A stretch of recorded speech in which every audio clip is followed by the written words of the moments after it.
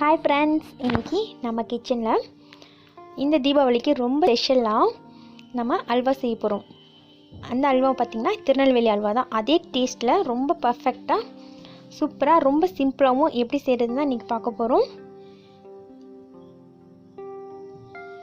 இது வரைக்கும் தமிழ் ஃபன் சேனலை சப்ஸ்கிரைப் பண்ணாத நண்பர்கள் சப்ஸ்கிரைப் பண்ணிக்கோங்க.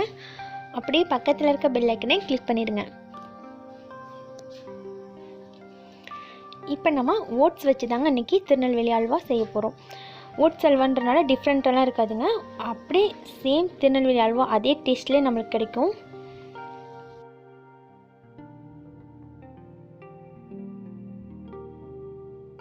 இப்போ நான் 1.5 கப் அளவுக்கு ஓட்ஸ் எடுத்திருக்கேன். ஓட்ஸ் வந்து நம்ம ஃபஸ்ட்டு சப்பாத்தி மாவு மாதிரி நல்லா திக்காக பிசைஞ்சிக்கலாங்க. இது நம்ம கோதுமை மாவு வச்சு பண்ணுறதை விட ரொம்ப ஈஸியாக இருக்குங்க இந்த அல்வா செய்கிறதுக்கு. டேஸ்ட்டு பார்த்திங்கன்னா எந்த டிஃப்ரென்ஸுமே இல்லாமல் இருக்கும். ரொம்ப சூப்பராக இருக்கும். ஒரு தடவை ட்ரை பண்ணி பாருங்கள். இப்போ இந்த மாதிரி நல்லா திக்காக ஓட்ஸை பிசைஞ்சிக்கோங்க தண்ணி விட்டு. ஒரு 2-3 தடவை நல்லா அழுத்தி பிசைஞ்சிருங்க. பிசைஞ்சிட்டு இப்போ இது கூட நம்ம தண்ணி ஆட் பண்ணிக்கலாம். இப்போ நம்ம வச்சுருக்க பவுலில் 1/2 பவுல் அளவுக்கு தண்ணி ஆட் பண்ணிவிட்டு நம்ம பிசைஞ்ச அந்த ஓட்ஸை வந்துட்டு நல்லா மிக்ஸ் பண்ணி விட்டோம்னா அதில் இருக்க பால்லாம் நம்மளுக்கு நல்லா ரிலீஸ் ஆகி வந்துடும்.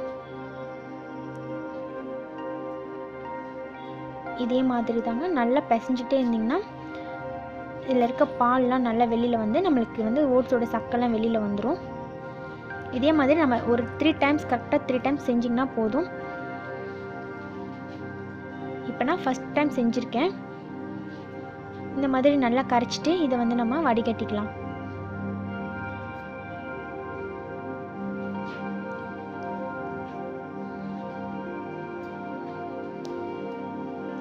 ரொம்ப பெருசாக இல்லாமல் சின்னதாக ஹோல் இருக்க மாதிரி வடிகட்டி எடுத்துக்கோங்க. அப்போ தான் நம்மளுக்கு ஓட்ஸ் இறங்காமல் அதில் இருக்க பால் மட்டும் நம்மளுக்கு அடியில் இறங்கும். இதுக்கு தண்ணிலாம் ரொம்ப அளவாக ஊற்றிலாம் நம்ம செய்யணும்னு இல்லை. நம்ம கரைக்கிற அளவுக்கு தேவையான அளவுக்கு தண்ணி ஊற்றி இந்த மாதிரி புழிஞ்சு எடுத்துருங்க. இப்போ நம்ம ஃபஸ்ட் டைம் செஞ்சாச்சு. இதே மாதிரி இன்னொரு தடவை செஞ்சுக்கலாம். 3 டைம் செஞ்சால் போதும். ஓட்ஸில் இருக்க எல்லா பாலும் நம்மளுக்கு இப்போ கடிச்சிருச்சுங்க.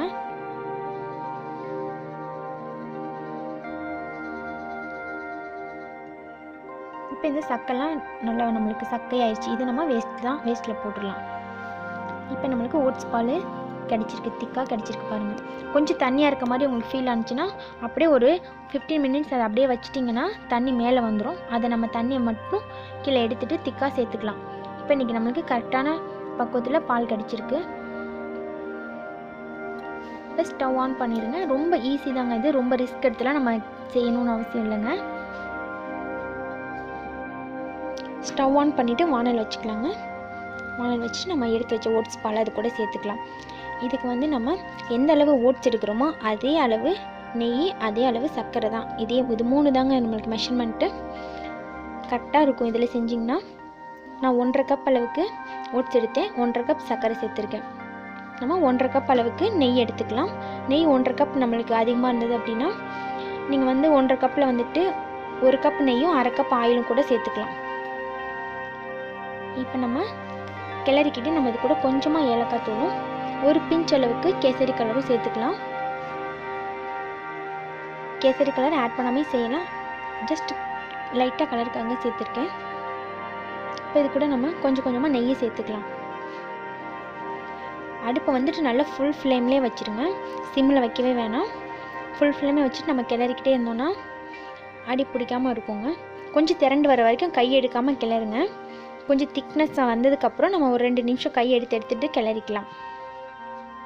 கிளறும் போது இடையில நம்ம எடுத்து வச்சுருந்தா நெய்யை ஆட் பண்ணிகிட்டே இருங்க. இதே மாதிரி ஆட் பண்ணிகிட்டே இருக்கும்போது நம்மளுக்கு அல்வா வந்து நல்லா சூப்பராக கிடைக்குங்க. ரொம்ப கஷ்டம் கிடையாது. சமைக்க தெரியாதவங்க கூட ரொம்ப ஈஸியாக செஞ்சிடலாங்க.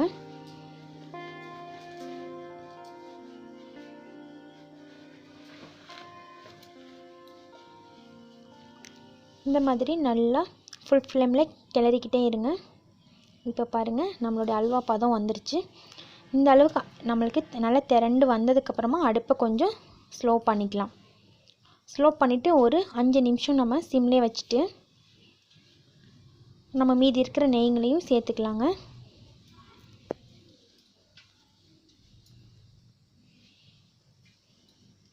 நெய் நம்மளுக்கு லாஸ்ட்டாக கொஞ்சம் அதிகமாக சேர்த்துருங்க.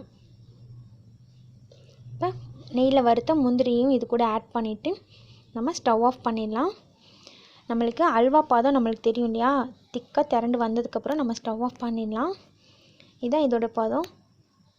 ரொம்ப ரொம்ப சூப்பராக இருக்குங்க. இந்த தீபாவளிக்கு இந்த ஸ்பெஷல் ஸ்வீட்டை நீங்களும் வீட்டில் ட்ரை பண்ணி பாருங்கள். இந்த வீடியோ உங்களுக்கு பிடிச்சிருந்துச்சுன்னா மறக்காமல் லைக் பண்ணி உங்கள் ஃப்ரெண்ட்ஸ் கூட ஷேர் பண்ணிக்கோங்க. தேங்க்யூ.